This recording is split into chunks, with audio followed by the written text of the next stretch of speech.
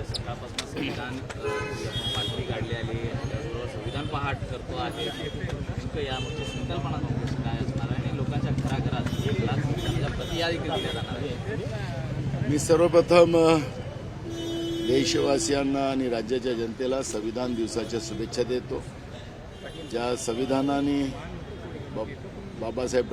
Doctor Babasaheb आंबेडकरांच्या विचारांनी जो संविधान तयार केलेला आहे, त्या विचारांनी आज शाहू फुले आंबेडकर विचाराची ताकद सर्वसामान्याला आणि शेवटच्या माणसाला न्याय मिळण्याची त्या ठिकाणातून प्रक्रिया सुरू झालेली आहे. हा जगातला सगळ्यात लोकशाहीचा मोठा ग्रंथ आहे आणि म्हणून आपल्या देशाबरोबर जे काही देश स्वातंत्र्य झाले होते त्यांचं स्वातंत्र्य संपलं, पण बाबासाहेब आंबेडकरांच्या संविधानामुळे आज 75 वर्ष पूर्ण या स्वातंत्र्याला झालेत आणि लोकशाहीचा आजही उत्सव आपल्या देशामध्ये साजरा केला जातो, ते फक्त या संविधानामुळे. पण गेल्या 2014 पासून संविधानालाच ग्रहण लावण्याचं काम केंद्रातल्या भाजपच्या सरकारने सुरू केलेलं आहे. आपले जे 4 स्तंभ या संविधानातले आहेत, या 4ही स्तंभांना त्याला कमजोर करण्याचं काम सुरू झालेलं आहे. त्याच्यामध्ये तुमच्यासमोर जेव्हा बोलतो येतं 4था स्तंभ, या 4थ्या स्तंभावर किती दबाव आहे. त्यांना त्यांचं काम करू दिलं जात नाही, त्यांना ED CBIच्या धमक्या दिल्या जातात, कारवाई केली जाते, अशी अनेक उदाहरणं आपण पाहतो आहे. त्याचप्रमाणे प्रशासकीय व्यवस्थेमध्ये UPSCच्या परीक्षा न घेता डायरेक्ट त्यांच्या RSS विचाराची लोक जॉईंट सेक्रेटरी रँकवर डायरेक्ट घेतलं जातं, म्हणजे प्रशासकीय व्यवस्था खिळखिळाचं काम झालेलं आहे. म्हणजे दुसरा स्तंभ त्यामध्ये डगमळलेला आहे. आणि लोकशाहीच्या मार्गाने जे काही सरकार येतात, त्या सरकार केंद्राच्या सरकारच्या ED आणि CBIच्या 2 कार्यकर्त्यांच्या माध्यमातून कशा पाडल्या जातात हेही आपण पाहिलं. म्हणजे लोकशाहीमधून आलेल्या व्यवस्थेलाही कसं संपवायला जातं तेही आपण पाहिलं. आणि म्हणून हा 3राही स्तंभ यांनी कमजोर करण्याचं काम केलं. आणि आपला एक स्तंभ जो आहे न्यायव्यवस्थेचा, त्या न्यायव्यवस्थेमध्येही सुद्धा आपण पाहतोय की वारंवार केंद्र सरकार जस्टिस नियुक्तीच्या ह्याच्यामध्ये कसा हस्तक्षेप करतो आहे तेही आपण पाहिलेलं आहे. पण सरन्यायाधीश चंद्रचूडसारखी काही लोक आजही आहेत की ते संविधानाला घेऊन आणि संविधान वाचवण्यासाठी, आज मी सरन्यायाधीश चंद्रचूड साहेबांचा पण आभार व्यक्त करेन की त्यांनी आज सर्वोच्च न्यायालयाच्या समोर बाबासाहेब आंबेडकरांची भव्य स्मारक निर्माण करून बाबासाहेब आंबेडकरांच्या या संविधानिक व्यवस्थेचं जो मूळ ताकद आहे, त्या ताकदीचा अंदाज या देशाच्या प्रत्येक नागरिकापर्यंत पोहोचवण्याचं काम सरन्यायाधीश चंद्रचूड साहेबांनी केलं. म्हणून मी काँग्रेसचा अध्यक्ष म्हणून मी त्यांचं मनापासून धन्यवाद करतो. पण एक गोष्ट त्यामध्ये मी आपल्या माध्यमातून सांगेल की राजस्थान हायकोर्टाच्या समोर जो मनूचा प्रतिमा लावलेली आहे ती त्यांनी काढावी, हे आमची एक विनंती त्यांना या ठिकाणी राहील. आणि म्हणून हा जो आज संविधानाला धोका निर्माण झालेला आहे, त्याच्यासाठी आज आम्ही हे प्रत्येकाच्या घरापर्यंत 1 लाख संविधान देण्याचा आमचा एक प्रयत्न राहणार आहे. लोकांना संविधानाबद्दलची जागृती निर्माण करून देण्याचं काम काँग्रेस पक्षाच्या वतीनं केलं जातं. लोकसभा निवडणुकीची चर्चा आहे. देवेंद्र फडणवीसांनी मुलाखत देत असताना म्हटलं की आम्ही सगळी जागा लढवणार आहोत. त्यामुळे प्रश्न निर्माण होतो की शिंदे आणि अजित पवार गट त्यांच्यासोबत गेलेला आहे, त्यांच्या जागा किती राहणार असा प्रश्न. मला असं म्हणायचं आहे की आता ते या सरकारबद्दल काही बोलावं असं मला माहिती, बोलावं असं मला काही आता राहिलेलं नाही. आज आपण पाहतोय की एकनाथ शिंदेचे कोण आदर्श असतील, मला त्यांच्याबद्दलची प्रतिक्रिया द्यायची नाही. पण त्या ठिकाणी संजय राऊताला टोला लावत असताना त्यांनी त्या ॲडमध्ये राहुल गांधींचा फोटो टाकला. म्हणजे हे अगर एकनाथ शिंदेंना एवढी सत्तेची गरमी आली असेल तर हे कधी नाही. आमच्या नेत्याबद्दल अशा पद्धतीने त्यांनी माफी मागावी. माफी नाही मागितली तर आता अधिवेशन येतच आहे. ते म्हणतील की आमच्या कार्यकर्त्यांना फुल पेज अगर सगळ्या जाहिराती, हे जाहिरातीचं सरकार आहे. या सरकारला कोण जाहिराती पुरवतं, कोण कुठून पैसा येतो ते आम्हाला सगळं माहिती आहे. त्यामुळे एकनाथ शिंदेनी या आजच्या ज्या जाहिराती दिलेल्या त्यांनी स्वतः माफी मागावी. राहुल गांधीजी हे आमच्या आदर्श आहेत. राहुल गांधीजी या देशाच्या प्रत्येक धर्माच्या जातीच्या लोकांना जोडण्याचं काम करत आहे आणि देश आता त्यांच्या बाजूने उभा आहे.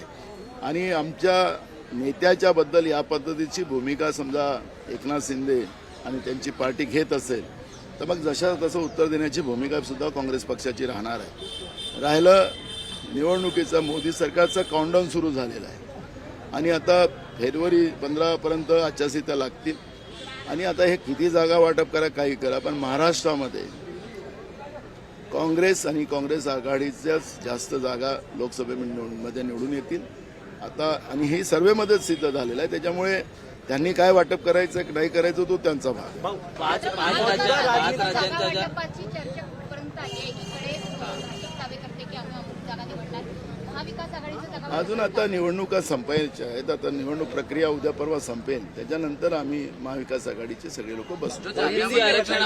ओबीसी आरक्षणाबाबत विजय वडेट्टीवार यांच्या एकूणच भूमिकेवरती शंका निर्माण केली जाते. एकदा ते म्हणतात की भुजबळांच्या कार्यक्रमाला जाणार नाही, दुसऱ्यांदा परत जातात, परत एकदा युटर्न मारताना ते पाहायला मिळतात. तसं पाहतात. माझी त्यांची काही भेट झालेली नाही. आता भेट झाल्यानंतरच त्यांच्यासोबत आता 30 तारखेला आम्ही भेटू, त्यानंतर त्यांच्याकडूनच प्रतिक्रिया आपल्याला द्यायला लावतो. पोलिसांवरती दगडफेक झाली होती जालन्यामध्ये, त्याचे मास्टर माइंड कोण असा नितेश राणेंनी प्रश्नाची उपस्थित केली. कारण 3 जणांना जे अटक झाली त्या 3 जणांपैकी एकाचा फोटो त्यांनी ट्विट केला, तो फोटो शरद पवारांसोबत.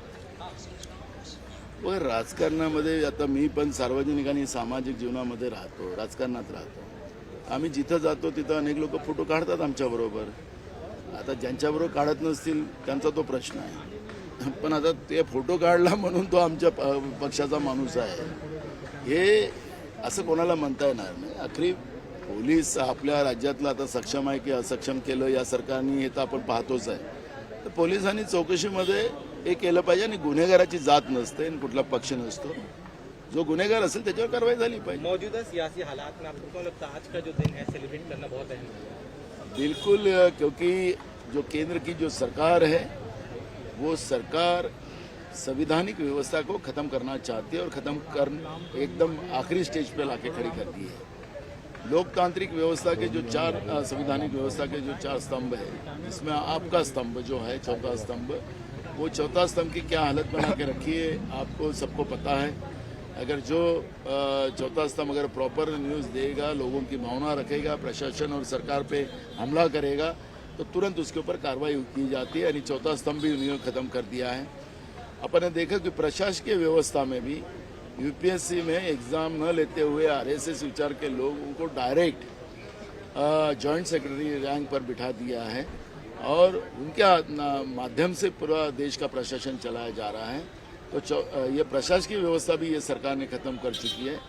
तीसरा अपन एक देखते कि हम जो एक चुनाव की जो प्रक्रिया होती है, जो हमारे लोकतांत्रिक व्यवस्था का एक बड़ा उत्सव होता है, उसमें भी सरकारें जब चुन के आती है तो वो सरकारों को केंद्र में बैठी हुई मोदी की बीजेपी की सरकार ईडी और सीबीआई का डर दिखाकर, धमकाकर, भ्रष्टाचार के माध्यम से, प्रलोभन से, अपने महाराष्ट्र की एक सरकार जब बनी ईडी की सरकार, तब उसको खोखे की सरकार बोलते थे.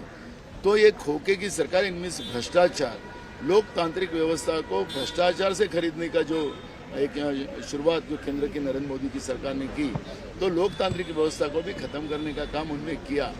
और रही न्याय व्यवस्था की बात, तो न्याय व्यवस्था में भी उसी तरह का दबाव लाकर आपने देखा होगा कि केंद्र सरकार बार बार जस्टिस नियुक्ति में जिस तरह से बार बार दबाव ला रही है, इसका मतलब है कि जो भी है जस्टिस जो रहेंगे वो इनके लोग रहेंगे. इस तरह की एक प्रक्रिया बनाने की कोशिश केंद्र की सरकार बार बार कर रही है.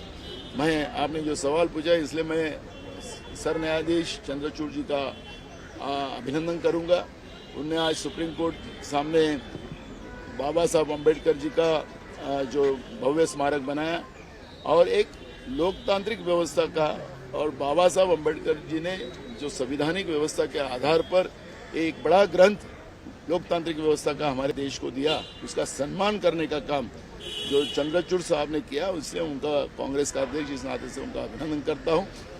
लेकिन मैं उनसे एक विनती करता हूं, जो राजस्थान के हाईकोर्ट के सामने मनु का जो पुतला बना है उसको वहां से हटाया जाए, ये मांग कांग्रेस करती है। अजीत पवार और शिंदे गुट को सिर्फ 22 सीटें बीजेपी छोड़ रही है, आपको लग रहा है उनके साथ हाँ तो सभी सीटों पर देखो, ये सरकार का मुझे कोई लेना देना नहीं है। उस सरकार में क्या होना है क्या नहीं, वो सब राज्य का कितना नुकसान कर रहे हैं वो हम देख रहे हैं। लेकिन मैं एकनाथ शिंदे को ये कहना चाहूँगा कि जिस तरह से आज उन्होंने पेपर में जाहिरात दी है, उनके आदर्श जो है उनके आदर्श का सम्मान करें, हमें कोई उनका विरोध नहीं। लेकिन हमारे नेता राहुल गांधी जी के बारे में जिस तरह से संजय राउत को वो दिखाकर उन्हें हमारे नेता का सम्मान कम करने का अधिकार उनको नहीं है, उन्हें ये तुरंत माफ़ी मांगना चाहिए। राहुल गांधी जी आज जन जन के नेता है, इस लोकतांत्रिक व्यवस्था को और संवैधानिक व्यवस्था को संभालने का काम कर रहे हैं, पूरे देश के सब जाति और धर्म के लोगों को जोड़ने का काम वो कर रहे हैं। और ऐसे हमारे नेता के बारे में इस तरह की अगर टिप्पणी करने की कोशिश अगर एकनाथ शिंदे और उनकी पार्टी कर रही है तो ये कदापि हम लोग मान्य करेंगे नहीं। वैसा का वैसा जवाब देने की हम भी, हमारे पास भी ताकत है। और इसलिए मुख्यमंत्री इस नाते से उनने तुरंत राहुल गांधी जी के बारे में जो उन लोगों ने वो प्रतिक्रिया दी है उसमें माफ़ी मांगना चाहिए, ये मांग कांग्रेस पार्टी सीटों का। का बंटवारा क्या आपको क्या लगता है फायदा होगा 26 में? कुछ नहीं हो, ये पार्टी महाराष्ट्र में खत्म होने का समय आ गया है, बीजेपी भी खत्म है। जो अभी जो सर्वे आ रहा है वो सर्वे के आधार पर हमने देखा है कि कांग्रेस और कांग्रेस आघाड़ी को जहाँ पूरी सीटें महाराष्ट्र में मिलने वाली है तो उनका कोई इसमें मेल जोल नहीं है, इसलिए उनके बारे में चर्चा करने को बेकार है। देश विदेशातील प्रत्येक घडामोडींचे लाईव्ह अपडेट मिळवण्यासाठी आता साम टीव्हीच्या सर्व सोशल मीडिया प्लॅटफॉर्मला लाईक, फॉलो आणि सबस्क्राईब करा। तसंच सर्व नोटिफिकेशनसाठी बेल आयकॉन प्रेस करायला विसरू नका।